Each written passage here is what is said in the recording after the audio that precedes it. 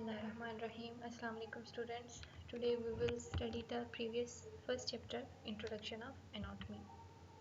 In previous chapter हमने जो है ना फर्स्ट टू ब्रांचेस को स्टडी किया था, gross anatomy in microscopic and second one थी हिस्टोलॉजी. अब थर्ड हमारे पास आ रही है एम्ब्रियोलॉजी. फर्स्ट ऑफ ऑल हम इसको डिफाइन करेंगे. It is the branch of anatomy which deals with the study of embryo. ये एनाटमी की वो ब्रांच है जिसमें हमने एम्ब्रियो को स्टडी करना है. Embryo mean early stage of development. It provides details of changing occurring during the development. अब ये हमें ड्यूरिंग डेवलपमेंट जितनी भी चेंजेस आती हैं वो प्रोवाइड करती है, उनकी डिटेल्स. ठीक है. Hence it helps in understanding congenital deformities and defects.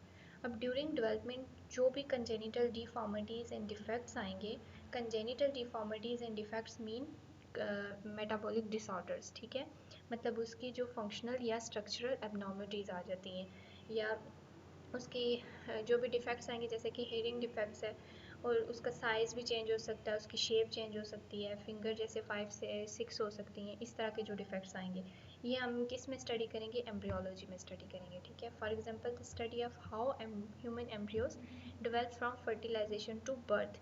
हमने ह्यूमन एम्ब्रियो को स्टडी करना है उसकी फर्टिलाइजेशन से लेके बर्थ तक. ठीक है, कि उसमें कौन कौन सी चेंजिंग या डिफेक्ट्स आ सकते हैं.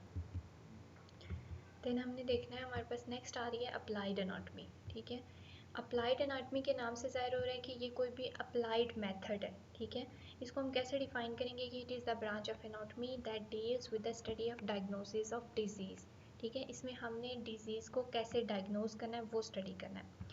It's a practical application of anatomical knowledge to diagnosis and treatment.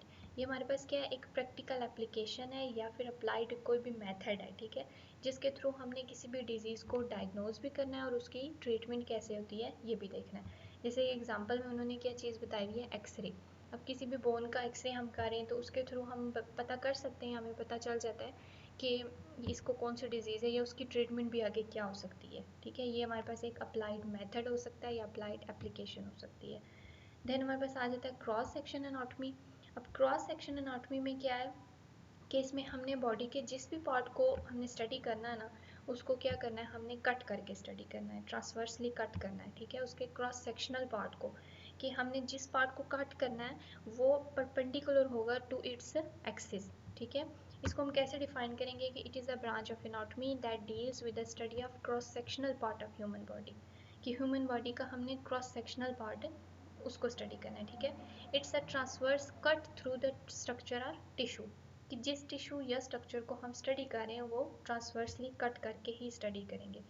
Like cut a layered sandwich in a half, कि सैंडविच को हम जो लेयर्ड सैंडविच है उसको हाफ से कट करेंगे. ठीक है, तो हमने जिस भी पार्ट को स्टडी करना है उसको हम क्या करेंगे? ट्रांसवर्सली कट करके स्टडी करेंगे. ठीक है, उसके बाद आ जाता है हमारे पास रीजनल एनाटमी. अब इसके भी नाम से जाहिर हो रहा है कि हमने बॉडी के किसी भी एक स्पेसिफिक रीजन को स्टडी करना है. ठीक है, प्रॉपर एक रीजन को स्टडी करना है. अब इसको डिफाइन करेंगे, it is a branch of anatomy that deals with the study of any specific part of body.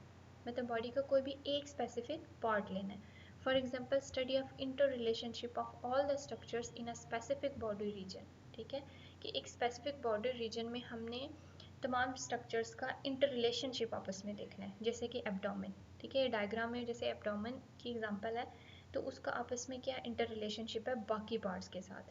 ठीक है, हमने एब्डोमेन एक स्पेसिफिक रीजन लिया और हम उसको स्टडी कर रहे हैं. ये हमारे पास हो जाएगा रीजनल एनाटमी. देन आ जाता है हमारे पास सिस्टेमिक एनाटमी. इसके भी नाम से जाहिर हो रहा है कि हमने बॉडी के कोई भी सिस्टम को स्टडी करना है. इसको डिफाइन करेंगे, it is the branch of anatomy that deals with the study of any specific part of body is called systemic anatomy. ठीक है, कि बॉडी का कोई भी एक स्पेसिफिक सिस्टम हम स्टडी करेंगे उसको हम क्या बोलेंगे? Systemic anatomy. Like GIT, nervous system and respiratory system, these are the examples of systemic anatomy. अब लास्ट वन हमारे पास आ जाती है साइटोलॉजी. साइट का मतलब है सेल. ठीक है, इससे जाहिर होगा कि हमने क्या करना है? सेल्स को स्टडी करना है और उसके कंपोनेंट्स को.